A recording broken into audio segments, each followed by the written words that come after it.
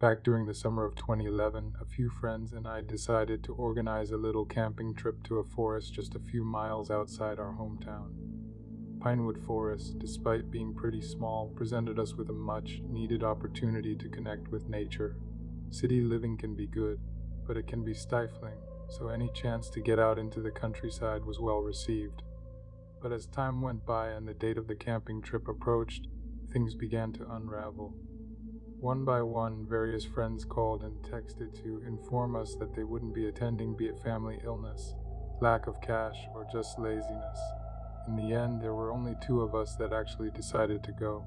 So early on a sunny summer morning, we boarded a train for the journey down to the forest. The weather was perfect, a cloudless sky with a light breeze that made the hike through the woods not nearly as oppressive as we were expecting. It didn't take long for us to find a decent spot in the shade that happened to be right next to a stream we could use for washing and drinking water. The only trouble was the spot was very open, visible to passers-by, and not the least bit subtle. So it's late afternoon, we're tired from our hike, and we decided to build a fire to cook some dinner on. But here's the thing, building a small fire is an essential part of camping, sure, but it attracts people. The smell of burning wood and the cooking food, the smoke. Sometimes you might as well be announcing yourself to the whole forest with a megaphone or something. But we know this, so we're not exactly surprised when a group of locals stumbles across our little camp and comes down to say hello. They seem friendly enough at first, and this might sound paranoid, but the whole time I just had this bad feeling about them. It fascinates me how human instinct can pick up things like that. Little clues in body language or speech that lead us to believe that someone isn't being entirely genuine. I wasn't sure if it was the way the locals were looking at each other or the strange probing questions they asked, but I knew they didn't have the best of intentions. When they moved on and were out of earshot, my friend suggested we move the camp. Now he's normally the skittish one who I'm perennially telling to calm down or chill out, but on this occasion I knew he was right. Maybe we were being a little bit paranoid, but in instances such as that, it's always better to be safe than sorry. So as tired and half drunk as we were, we packed up our stuff, doused the fire, and then started looking for another place to set up camp. Luckily, we found somewhere pretty quick, a heavily wooded hill that basically overlooked our old campsite on one side. Not that we had a direct view of it, but if you walked a minute or so away from camp, we had a pretty good view of the surrounding area. At least we did during the daytime. As the sun set, we started another fire, cooked ourselves up some ramen noodles in our mess tins, then proceeded to drink and smoke ourselves stupid. We talked nonsense around the fire until we were too tired and drunk to continue, then retired to our poncho shelters for the night.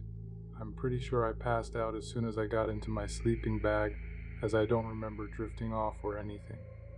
I just know that the next thing I can recall is opening my eyes in pitch darkness to the sound of a distant car revving its engine. At first, I was just annoyed to be woken up.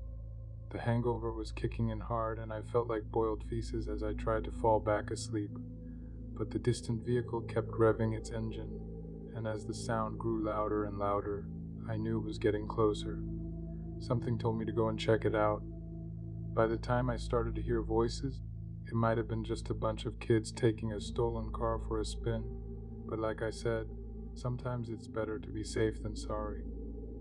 But when I got to the edge of the hill, I could already see torch beams all over our old campsite. The revving engine was from a vehicle that had been driven all the way down the forest path to our previous camp. Someone was down there looking for us. I think I acted more out of instinct than anything else, moving as quickly and quietly as I could back to my sleeping friend to wake him up. I must have explained what I'd seen like 2 or 3 times. He was just as exhausted and half drunk as I was, but when it sank in, he was up on his feet with me and helping to kick dirt on our dying fire. We then grabbed a pair of binoculars we were carrying with us and ran back to the edge of the hill to watch the scene below in utter horror. We could see what was in the men's hands thanks to the torches that they shone on one another. Baseball bats, hammers, and a length of rope were just a few of the things they carried. They spat and cursed, furious that they had come back too late to catch us, to do God knows what. All we had were our Swiss Army knives to defend ourselves with. If the guys down there had decided to actually search the area, they would have found us pretty easily, and I'm not sure I'd be here typing this today. But by our infinite fortune, they didn't. Maybe they'd been drinking themselves or were just too lazy to actually look for us, but thank God they didn't. While one person kept watch, the other went back to camp to pack their gear as fast as they could. The guys down below were hanging around our old camp, kicking at the fire we'd so carefully constructed, taking all their spite out on the things we'd left behind. As I've mentioned before, they didn't seem keen on actually looking for us, but they didn't seem like they were in a hurry to leave either. This meant we were essentially stuck on this wooded hill, as an escape attempt with our heavy packs meant that if we were discovered, there would be no outrunning any of them, especially since they had a vehicle. We ended up staying there until morning. Neither of us could get any sleep despite the gang leaving with their vehicle. I remember being terrified they'd return with more torches, with more of a will to find us, but they didn't. They were probably sleeping off their own hangovers by the time we were on the train ride home. We were due to stay another 2 nights, and I was still annoyed we'd had to call the trip short. But with those scummy local thugs around, we just didn't want to risk it. Be careful when you're traveling around, whether it is internationally or locally, because despite the unfathomable kindness of strangers, some of them aren't so friendly. A few years back, 2 friends and I took an overnight coach from Riversity to Hilltown for a week-long wild camping trip. The major difference between wild camping and regular camping is the presence of tents. Wild campers don't take tents, they just use ponchos or tarps to make a basic shelter, then basically just sleep on the bare ground. Yeah, it can suck sometimes, but it's a challenge. It burns the fat from our souls, so to speak. So it's like 500 in the morning, we've hardly slept, and we're trying to navigate our way through the northern countryside. Naturally, we take a wrong turn. We have 6.5 miles ahead of us, roughly 9 hours of walking, and we have taken a wrong turn 2 minutes in. I am in disbelief that we could be that dumb, even though it's about 5:30 in the morning and we are a strange-looking trio. We stop a passing cyclist to ask directions. He is typically friendly and helpful and points us in the right direction. We turn a corner and catch a glimpse of a war memorial that would serve as a navigational checkpoint. A medley of weak cheers is droned. We cannot help but stop, lay our packs on the benches near the memorial, and take a breather. The war memorial is at a crossroads. I'm reminded of people taking their own lives being buried at crossroads, and this troubles me. We are bathed in warm golden sunlight as we make our way southwest towards Raven Bridge. The pavement is narrow, and we are often forced onto the road to stay level. On a rise to our left, we see our first rabbit. This seems like a good omen. We mime aiming through imaginary scopes, making popping sounds and rubbing our bellies at it. It clocks us and scampers into a hedgerow. We continue walking under heavy packs past a tacky fox stone house sign with 2 plastic-looking swords protruding from it. It says something in an old language only one of us understands. One of us pants. We reach Raven Bridge and cross the river with an old blacksmith's dwelling at its foot. Working our way up a gentle slope past the local secondary school and reaching the farm track, we have made good time and there are no farmhands in the fields. Just scores of grazing livestock. The farmer's house is exceptionally trim, but the cattle shed and neighboring building are run down, and I suspect home to bats. Sheep and month-old lambs spot us and skitter away skittishly. We navigate past the cattle shed and clamber over 2 fences to avoid a giant waste tank. This has inadvertently put us right in front of another kind of fence, the electrified kind. Is that electric? Someone whines. I follow the wire with my gaze and see it dip sharply, connecting with a battery unit. I grimace. It is too high to bound over, and our packs make it impossible to crawl under it. I imagine what it feels like to receive an electric shock to my testicles. I spot a large piece of deadwood surrounded by fresh cow pats and, as if they were landmines, avoid them nervously and drag the deadwood to the fence. It is heavy enough to pin it down. As I step over, I hear it buzzing faintly. We continue across 2 fields, climbing the fence between them. This is not easy with a heavy pack. I take out my phone to film the ascent of the first of many hills. We start to breathe heavily as our packs suddenly feel twice as heavy, and we lean forward to maintain momentum. Our steps are strained and small. I put the phone away at the steepest point. The banter ceases, and we heave ourselves up the grassy ascent.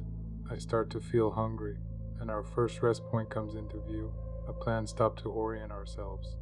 We lay down our packs just a few yards away from where we pitched our tent on the previous trip and rest our aching legs. My friend Tom takes his shirt off. It is soaked with sweat, and I notice steam rising from his shoulders. "Jesus, Alex," the other guy exclaims. "There's actual steam coming off of you." We laugh as we take out tobacco and food. Alex and I have the same oat cakes. We eat them with cheese spread and share Alex's jet boiled coffee. The jet bowl is an incredibly handy little gadget and will almost become the center of our lives for the next week. Tom puts on dry civilian clothes and eyes up a tin of all-day breakfast, reading out some of the ingredients. It is much cooler here in the shade, and we gaze out across the landscape, either picking bits of oat cake out of our teeth or smoking rolled cigarettes. It is already 700 in the morning, yet our sleep deprivation makes it seem later in the day. This is mildly disorienting, yet we estimate arrival at Green Hill Bar by around 1000. Tom is skeptical of this. The wrong turn was not a significant enough speed bump, and he is still expecting one. This feeling is justified after moving slowly but steadily cross-country along the ridge of the hill. We reach a small collection of houses that serve as a landmark. After some deliberation, we decide to cross a field of cows that has the only traversable fence we can see. We are motivated partly because it seems quick and easy, partly because it avoids another more vicious-looking electric fence. About halfway across the field, I notice the numerous cows begin to stare at us. This is not usually particularly intimidating, but their number and obviously hostile glares make me slow my step. "They're all looking at us, I say. "They're just curious," Alex says. The cows begin walking towards us, spreading out in a line. I am reminded of almost a battle formation. "They're walking towards us now. They just want to have a look at us," Alex says. The cows start to trot and then a cumbersome gallop. Tom stops and starts to walk backwards. "They're running at us!" I too stop and begin to turn. Over my shoulder, I see a small enclosure with electrical conductors in it. "Bail deal," Tom yelps, and we try to run under our packs. This amounts to hobbling. I have already weighted up and have decided death by electricity has to be quicker than trampling. "Don't run," Alex screams. Instantly, the order fires synapses in my brain. I stop, spin around, and throw my arms into the air, making myself appear large. Tom repeats the same motion simultaneously and without regarding me. The charging cows seem to respond instantly. Some stop, the rest slow their pace. I hear an indistinct shouting coming from the other side of the field. It is the farmer bidding us to advance along the fence to the gate. "See, we're good." "Just keep moving," Alex says, reassured. We move slowly and compactly, arms outstretched as the cows surround us and jostle for a view of us. They are aggressive with each other. Some mount the cows in front of them for a glimpse. "This is all okay," I say to myself. "This is all going to be okay. Nice cows. This is completely safe. This isn't really perilous. I want to laugh, but I cannot. I am genuinely terrified, limbs shaking. I climb over the wooden gate as the farmer addresses us. "Hi there, just curious." They just come up for a wee look. "If you go along the edge of the field, you'll do all right. If you've gone across then..." He then breaks off and looks away. "I don't know. Could you tell us a good road to maybe Hill House?" "Yeah, just follow this road here. It's usually quiet. Then turn right at the main road and follow it. Don't turn off into the farm, just keep going, and you'll find the road to the house, all right, yeah. Cheers, mate." We are delighted for his assistance. He seems mildly interested in us, but is obviously too annoyed by the commotion to show it. Pretty much every time I've told the story since, people have laughed. I get that.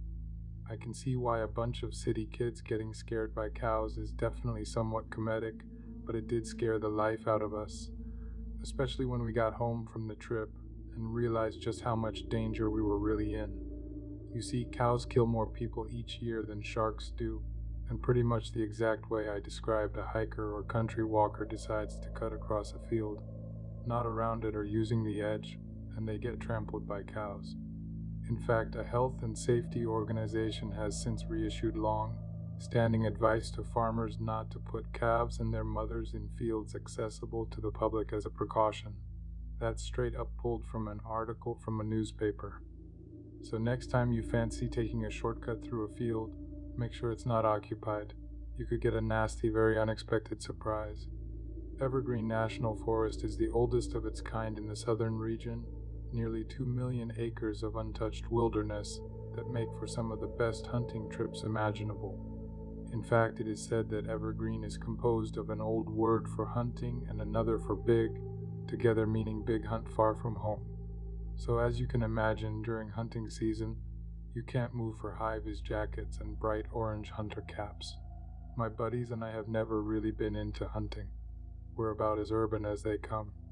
I mean, until we visited the southern state, I barely even made it past the next state over. So our idea of relaxing in nature does not include butchering a freshly killed animal. So when we discovered that there was a window during high summer when hunting in evergreen is strictly forbidden, we were absolutely elated. There'd be entire sections of the forest that would be basically deserted. We'd have the place to ourselves. Or so we thought. We drove for 8 hours a day for 3 days to make it all the way to the southern state from our home in Northtown, East Coast. Since 500 miles in one sitting was too nauseating to think about, we made a little road trip out of it, stopping in Cityville, Capital City, and Musicville. Honestly, I think I could move to Capital City just for the special sauce. I saw it on a food show and just had to try it. Trust me, that does not disappoint. But anyway, by the time we finally made it to Evergreen National Forest, we were seriously ready to relinquish the trappings of society and embrace the tranquility and purity of nature, which is a fancy pants way of saying we were ready to get blind drunk around a roaring fire and sing punk songs at the top of our lungs, which we did, maybe with a little too much enthusiasm. After just 2 out of the 4 nights we were due to camp in Evergreen, we ran out of beer and tobacco. Not exactly at an opportune moment either. It was late in the afternoon when we opened our coolers to discover just 3 untouched, just enough to keep us company on what would surely be hours of walking to the nearest liquor store. Outlaw Liquor was a little more than a wooden shack on the outskirts of a small town called Crystal Lake. It took us about 3 hours of solid walking to get there, and I can promise you it's worth every step. At first, we weren't sure if we were in a liquor store or a hunting lodge. There were taxidermied black bears, buck, turkeys, and red foxes dotted all over the place. Jeff, the owner, showed us some locally made wines and spirits and even gave us samples of a few choice fermentations. We walked in with the intention of grabbing a 6-pack or 2 and left with our backpacks full of beers, some of Jeff's homemade beef jerky, and a few little bottles of homebrew wine, along with a bottle each of what Jeff the owner called barrel-aged stout. A locally brewed stout that was 11%. Yep, you read that right, 11%. The sun was beginning to dip below the horizon by the time we were anywhere near our campsite. Our aching feet from hours of walking were numbed by the booze we sipped as we walked. I had already cracked open my own little pack of jerky, passing out strips of it as we hoped that it might soak up a little of the booze. We were at that point in a drinking session when bladders are getting a little too full, so every so often on our journey back to the camp, we'd stop so one of us could take a walk off the trail to urinate. It was a beautiful evening.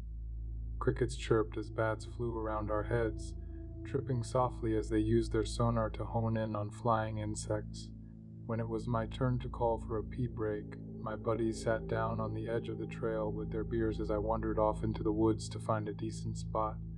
I found one, did my thing, and then started to turn back when I heard something through the trees.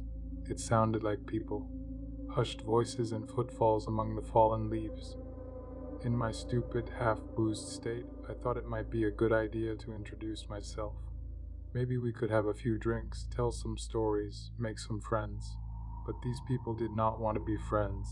As I pushed through a patch of dense brush and into a small woodland clearing, it became clear that wanting to introduce myself was a terrible idea.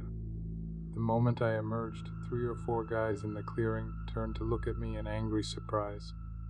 They were in rough clothing, ragged leather boots, and a lot of denim. Each had some kind of weapon in their hands, machetes, bowie knives. One of them had this rusted spiked club that looked like it could have been 100 years old.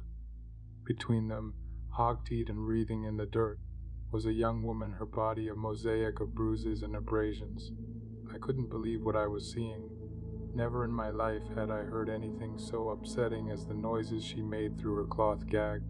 When I finally unglued my eyes from the sight before me, I looked up at one of the hillbilly-looking guys looming over the prostrate girl. He was smiling, and with one smooth motion, he raised a single finger to his lips. I turned and started walking, slowly at first. I didn't want those guys to think I was panicking, like I was going to call the cops or something. I tried to stay calm, but after a few seconds, I started running, sprinting towards the trail. I didn't need to say a word to my friends. They started sprinting too as soon as they saw my face. We ran and ran and ran until my buddy puked up beer and half-digested jerky all over himself. But by that point we were out of danger. No one was following us. When I told them exactly what I'd seen, an argument ensued. One of my friends wanted to call the cops immediately, while the other insisted we had to get out of the woods as soon as possible. This would mean driving his car well over the limit until we could find a motel. We could not call the cops and risk a DUI. Not in that state. We concluded that we'd call the cops first, then get out of there into a hotel before we got pulled over, breathalyzed, and arrested. We never heard back from the cops. My buddy reported what I'd seen over the phone in as much detail as he could, but I never got closure for what I'd seen that night. I often wonder what happened to that girl, if she ended up getting rescued or if she is living a peaceful, happy life now. But sometimes, in the darkest of moments, I know that girl didn't make it out of Evergreen. Even if she was alive, a piece of her would be forever left in that little clearing in the woods, taken from her by cruel, wild men. Back in early 2014, a few friends and I had an idea to do something for charity.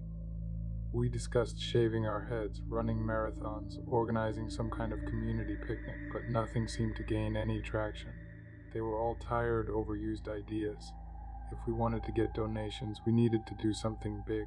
So when I had the idea of spending 7 nights sleeping rough after hiking 20 miles into the Ridge Mountains, I knew it was crazy enough to get donations, but I didn't think my friends would agree to it.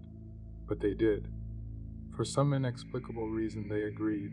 It was a numbers game, simple: tell people 7 nights, 20 miles, homeless for the homeless, and watch the purse strings loosen. By the date of departure, we'd collected the grand total of £1,255, just over $1,500 for a charity that helps street sleepers and those facing housing crises. We felt proud beyond words, but in the run up to the aforementioned day of departure, we were getting pretty anxious. The Ridge Mountains are used by elite military forces for their training due to how rugged and wild the terrain can be. We'd also planned the trip for early April, which meant heavy rain and strong winds. This meant that we ended up investing a fair bit of our own money in military surplus equipment. We needed a lot of gear to keep ourselves safe and warm for 7 whole nights in the mountains, and it so happened that Army surplus gear was the cheapest and most reliable option. So as you can imagine, we were covered in camouflage for the march out in the mountains. Huge rucksacks stuffed with canned food and water weighed us down as more miles meant more pain. Pain in the shoulders, pain in the feet, pain in the knees and the neck and the thighs. By mile 17, the 2 other guys who attended had thrown in the towel. I found myself the only dissenting voice as they proposed calling a taxi for the final 3 miles of the journey. One of my friends claimed his pack was ridiculously heavy, and he simply couldn't carry on marching. I wondered just what he'd brought with him that made his gear so difficult to march with. But when we reached a large freshwater lake and set up camp, I found out why. He brought an air rifle, a 22 pellet gun. That must have accounted for almost half the weight he was carrying. Yeah, I was a little annoyed. Maybe if he'd left it behind, he'd have had it in him to keep going. But boys with toys, right? We had 8 whole days to kill. Target shooting would definitely account for a few hours of fun. Not to mention if we found ourselves a tasty looking wood pigeon or rabbit, we might be able to treat ourselves to a bit of fresh meat. So after an initial first night of exhaustion chilling around a fire at the lake's edge before getting some sleep, we arose at dawn with a big day ahead of us.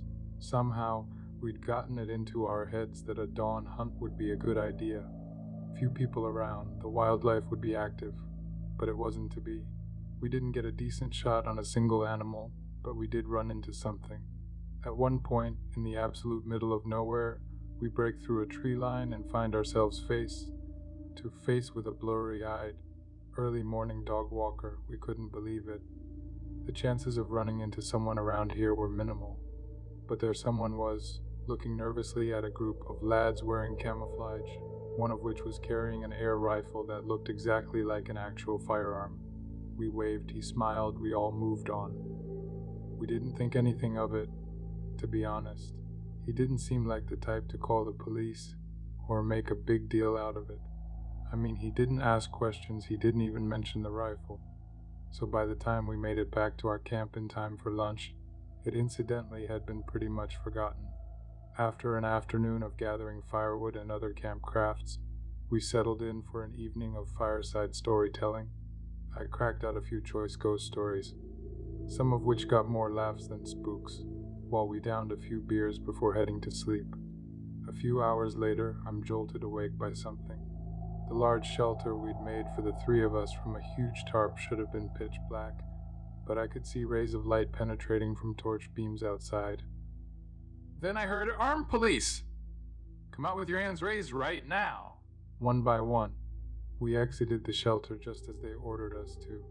My hands were shaking horribly as I pushed them out of the entrance and into the blinding light of 5 or 6 torches. I remember the pure, gut-wrenching fear as I realized the beams of light weren't in the police's hands. They were attached to the end of whatever weapons they were carrying. I only noticed in a flash, but the realization hit me right between the eyes. I'm honestly amazed I didn't wet myself right then and there. On the ground now! Get on the bloody ground!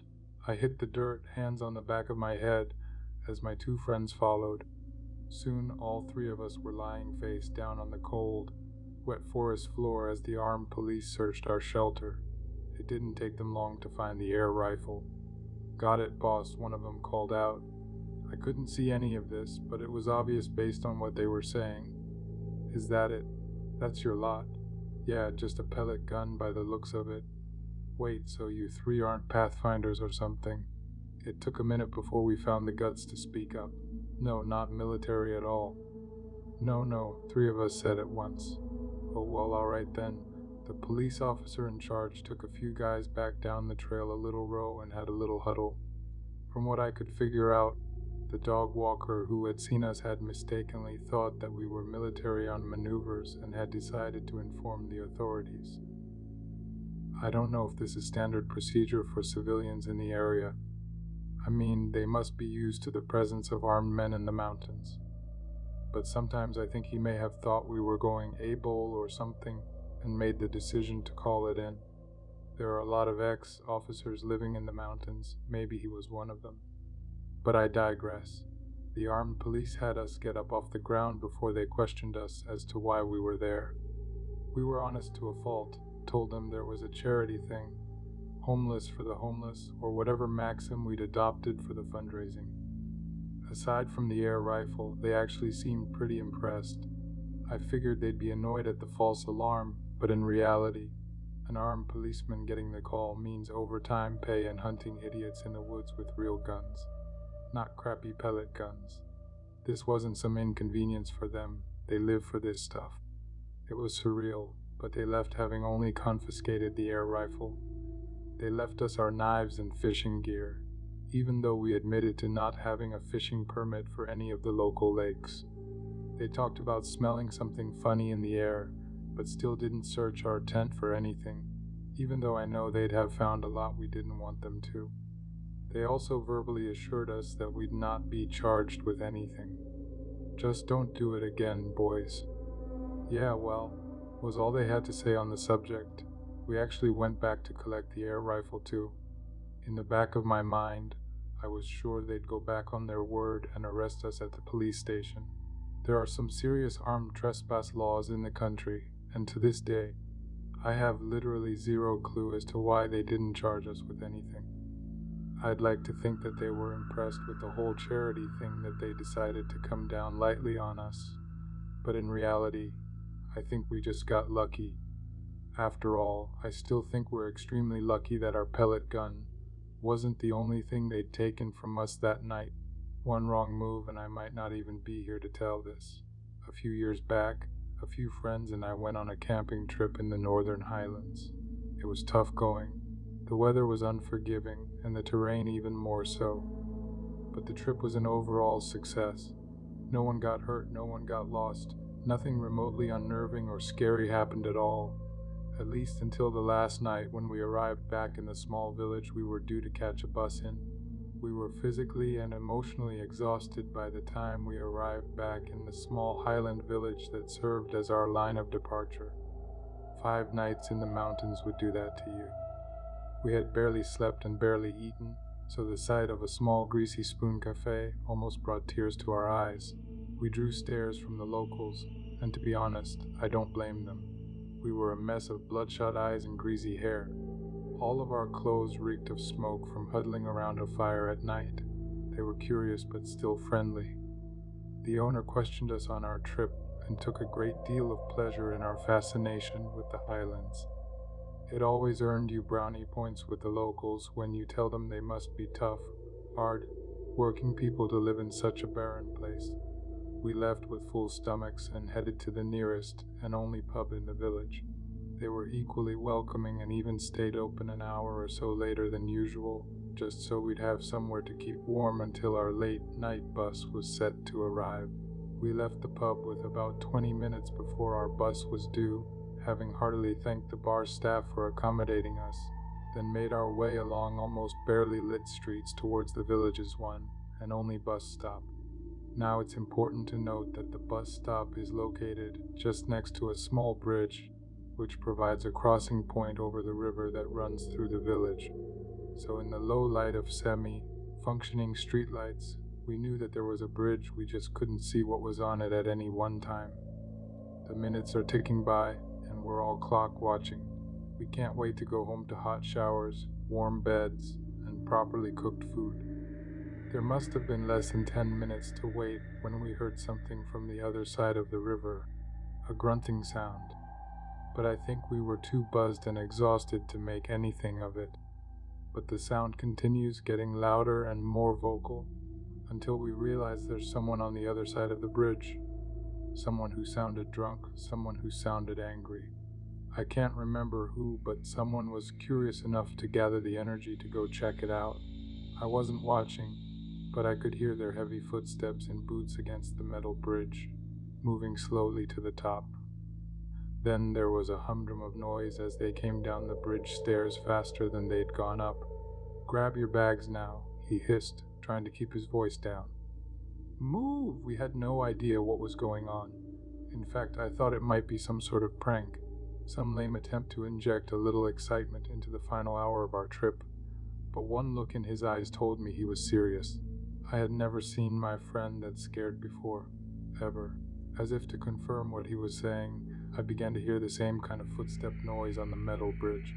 Someone was moving fast across the bridge from the other side, making the same angry grunting noises we'd been hearing. None of us wanted to take a chance, so we all grabbed our heavy packs and dragged them across the road and into a small, dark village street. We were fairly concealed in the darkness, but we still had a good look at our side of the bridge, each of us wanting to see just what had scared our mate so much. Then we saw it. A man staggering down the bridge's metal stairs with something in his grip, the glinting of stainless steel in the low light. Jesus Christ, is that a machete? No sooner had one of us exclaimed that, the man honed in on the sound of our voices. He raised the huge blade in his fist, pointing it towards the dark alleyway that we thought was concealing us. "You," he roared in his rough accent, then began to bound down the bridge's stairs towards us, waving the machete as he ran. We bolted, hurtling down the small, dark street. We had no idea where we were going, but anywhere that wasn't in the immediate vicinity of this drunken blade-wielding maniac had to be better. Whoever was in the lead must have had the presence of mind to loop around the block. If we got too far away from the bus stop, we'd miss our ride, and the only other intercity bus to roll through the village wasn't due for another 2 days. He explained this to us the first chance he got, and we all rued the situation we were faced with: go back to the bus stop and risk getting stabbed, or stay away from the bus stop, miss our bus, and end up stuck in the middle of nowhere. It was like a military operation or something. We moved in pairs, covering each other's movement and watching for any sign of our potential murderer. Somehow, we made it back towards the bus stop without running into him. We figured we'd lost him and started to relax as best we could. It was about 5 minutes after the bus was due to arrive, and we were starting to panic again. Some of us had gotten it into their heads that we'd missed the bus entirely, and we'd better start looking for a decent place to bed down before we ran into the machete wielder again. But they didn't have to wait long, as a few minutes later, a familiar-looking figure emerged from one of the poorly lit side streets. Our collective hearts sank when we saw what he had in his grip: the machete. It was the same guy. "Yo," he roared again before slowly walking towards us. This time we took a different tack. I don't know if it was the adrenaline or the pure desperation to catch the bus and get our butts out of there, but we stood our ground. We roared back at him, pulled out our pathetically small Swiss Army knives, and dared him to try us. Looking back on it, it was kind of glorious. We went from terrified vermin scattered to the streets to fallen warriors willing to defend their ground. What happened next was like something out of a film. As we were facing the dude, pacing back and forth in the street, he began zigzagging toward us in the street, still waving his machete. He was obviously deterred slightly by our newfound aggression, but it obviously didn't deter him entirely. A horrible feeling came over me as I realized that one of us could well be about to suffer life-changing injuries. But in the distance, near where the road pulled away from the river's course, a police van came trundling around the corner, revving towards the scene to our rescue. It was like the cavalry showing up in an old western, and we were saved. Our bravado doubled, and we actually began to advance up to him, pushing him towards the approaching police that he was somehow completely oblivious of. He only realized what was happening when the van skidded to a stop behind him and a trio of burly-looking policemen jumped out and pounced on him. He got tackled hard, so hard you heard the sickening thud of his head slamming into the concrete. But we had zero sympathy. We cheered as the bedroom lights of nearby dwellings flickered on and faces began to appear in windows to watch the melee. Then, as all this is happening, the bloody bus turns up, coming around the same corner the police van did. We continued to cheer, grabbing our bags and padding victoriously towards our ride home. The police wanted to talk to us about what had happened, but backed off once we explained that this was our one ride out of town. I told them we'd be in touch to make telephone statements, but we never ended up getting at it. We were all just so glad to be out of there in one piece. I love camping. I used to spend every waking moment either camping or planning a camping trip. I loved being outdoors, away from the suffocating mundanity of everyday events, the first world problem. I used to do it pretty hardcore too, making shelters instead of taking a tent, drinking from mountain streams, hunting and setting traps for our food. So in April of last year, 2 friends and I departed on a 4-night hiking camping trip on the Great Trail. With loads in excess of 50 pounds, we marched 20 miles into the lush green hills before reaching our first major water source, a long strip of tranquil, clear water set in the picturesque valley. The journey took 2 days with around 18 hours of straight marching. Our packs began digging agonizingly into our shoulders with every step, yet the sense of achievement was intoxicating. Days and nights rolled by as we worked our way along the trail, foraging food as we went. It was tiring, a constant struggle, but the sense of peace that the outdoors can provide is profound. At nights we skewered hot dogs on sticks, wolfed them down as we warmed sweet apple cider in our mess tins over the fire. We listened to owls call out like ghosts and watched embers dancing up in the air like fireflies as our eyelids grew heavy. We had found a fair amount of fruit, and fresh water was plentiful, but our attempts at finding protein came up short at each turn. We were unable to find any duck eggs, too slow or inexperienced to snare rabbits, and our improvised fishing rods weren't working as well as we were used to. We were getting desperate, and although we were trying, man cannot live on cereal bars and peanut butter alone. We would have to make a journey to the nearest town, nearly 7 miles away. Needless to say, we got lost. After a few hours of walking, we began to climb a fairly steep hill by means of a shortcut. The whole way up, I remember watching a thick fog cling to the top of the hill, at least 500 meters above us. Only it wasn't exactly clinging. It was just waiting for the temperature to drop low enough for it to roll down onto us, over us. And it did. I remember the image of my friend James being severely obscured as I walked behind him. We tried to remain cheerful when we started to see the remains of newborn lambs. April is birthing month for sheep, so this isn't necessarily an unusual sight, but these remained completely unscathed. No scavengers had touched these corpses, and there were a lot of them. Needless to say, we were relieved when the outline of a cottage came into view. We had absolutely no idea where we were, and there was no mention of any cottage on our map. My feet ached and our water supplies dwindled. Having not expected to be out or lost for such a long time, we decided to stop and ask for directions. We had to climb over a low dry stone wall to reach the building itself, as the cottage was oddly set in the hillside. I noted with grim interest that there was no path leading to or from any kind of road or highway, the dwelling being completely cut off from all human contact. We stopped as we reached the front gate, or what passed as a front gate. It was made of a few roughly cut tree limbs, crudely bound with rusty nails and rotting twine. James tried to open it, but there was no hinge. It just fell back into his hands. We set it aside politely, albeit confusedly. A small courtyard before the front door was overgrown with weeds, grass growing long between broken slabs of concrete beneath our feet. Dotted around the smaller front garden was an assortment of curios placed in decorative positions. Things were tied to the branches of the sapling in the center of the haggard lawn, small toy cars, a tennis ball, a hairbrush. A wheelbarrow sat at the foot of it, filthy from exposure, containing a few soggy-looking books, some VHS cassettes, and a children's action figure. They were oddly arranged in a rough circle around the action figure. Arriving nervously at the door, I reached my arm out, feeling it grow heavy as I made a fist. I rapped 3 times, feeling it shake under the force, and then waited, listening for signs of life.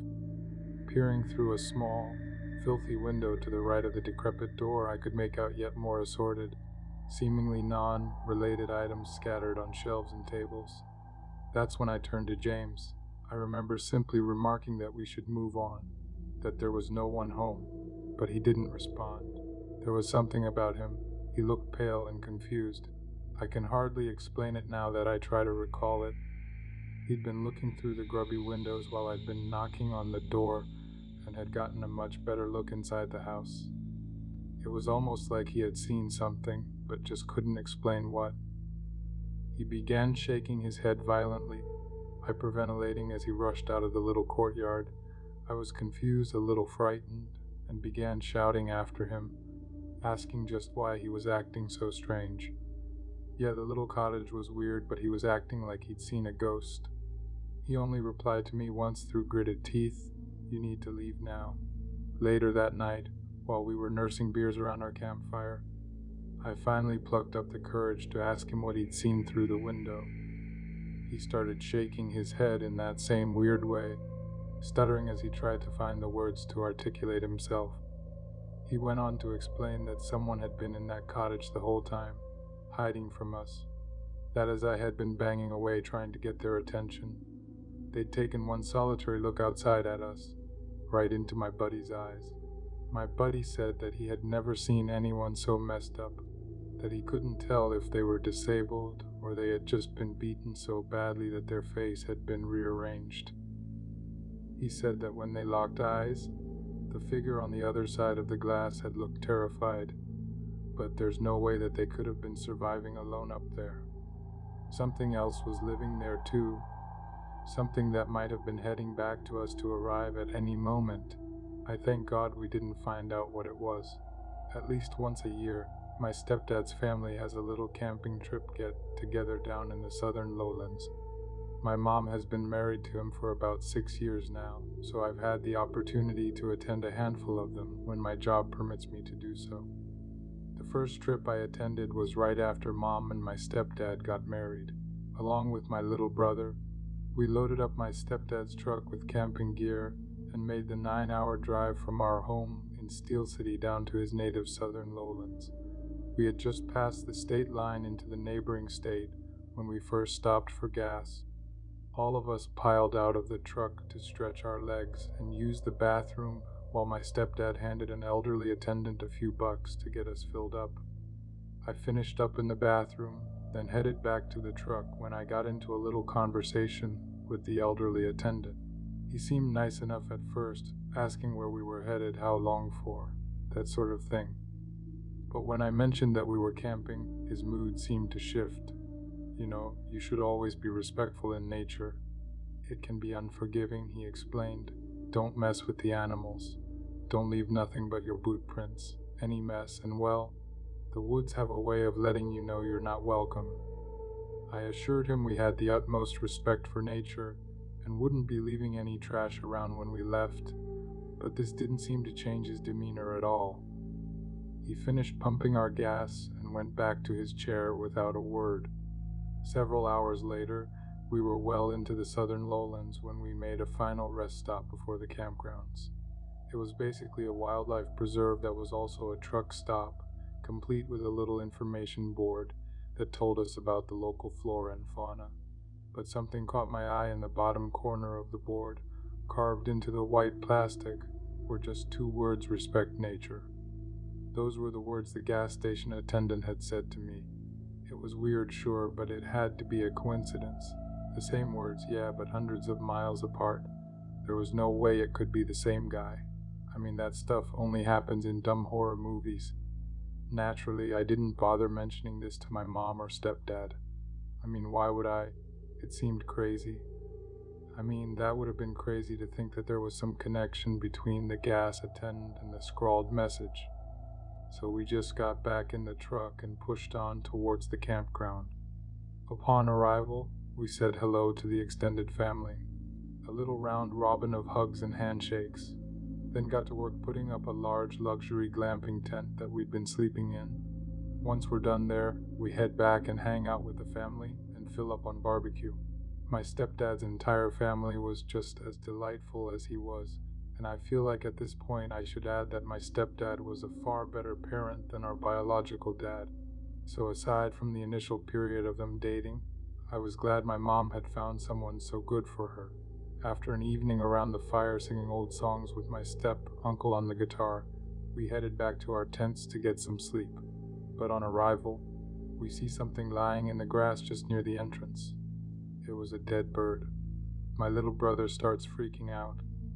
The thing was starting to decompose, and a huge collective woo echoed through the trees when the smell hit us. My stepdad calmed us down, saying something about my little brother's car farts smelling way worse, then proceeds to get rid of the thing as we get ready for bed.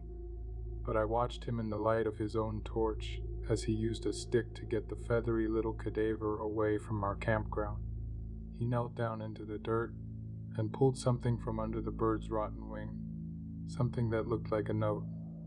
When I asked him about it, he brushed the question off like he hadn't found anything. I would have followed up with more questions, but when I saw the look in his eyes, I decided against it. He was spooked. Like, seriously spooked. The next morning, some of the other family members mentioned hearing footsteps outside their tent during the night. They were asking around, trying to find out who went on a walkabout, if we had any sleepwalkers in the group who might be the ones responsible. But to no avail. No one would admit to being the one out of their tent so late. That's when the atmosphere started to get a little uneasy. The second night was a little less eventful. There were no footsteps outside anyone's tents, but I did hear something that meant I hardly got any sleep at all. In the dead of night, I could hear my little brother's voice across the tent. At first, I figured he was reading aloud, as was common when he was that age, but there was no flashlight, so he didn't have a book. I strained my eyes and ears, trying to make out what he was whispering. I thought I was going crazy when I finally made out the words.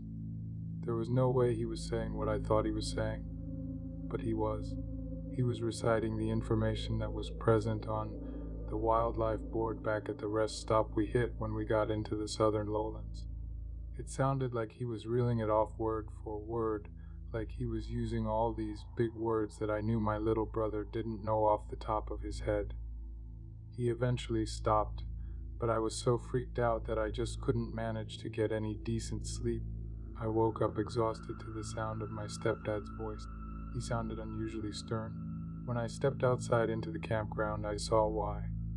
Everyone was packing their stuff up and piling it into their various vehicles. We were due to stay another couple of nights at least, but the mood was tense.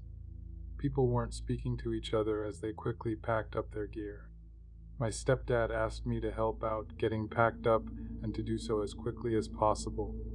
The look in his eyes told me not to ask questions. We were back on the road to Steel City by noon. I was so glad to be out of there that I managed to keep my mouth shut all the way back home. I needed to know just what had happened to freak everyone out so much. I also needed to ask him what he'd pulled off of that dead bird on the first night. But the timing needed to be right. We got home in the late evening, so late that my stepdad had to carry my sleeping brother from the car and right up to bed. After some late supper, I managed to catch him alone in front of the TV. He knew what I wanted to ask before I even spoke. There'd been a note on the dead bird, just as I'd expected. He told me it said go home, but he'd figured it was either a prank by local teenagers or one of his cousins who'd resented that he left the lowlands for the northern city, so he'd ignored it. I asked him if he'd heard my little brother sleep talking, but when he shot me a confused look, I knew he hadn't heard it himself. But he did go on to explain what had gotten the family so freaked out that they'd chosen to flee the campground. The cousin who he suspected of the first note had woken up at dawn with a bladder full of beer.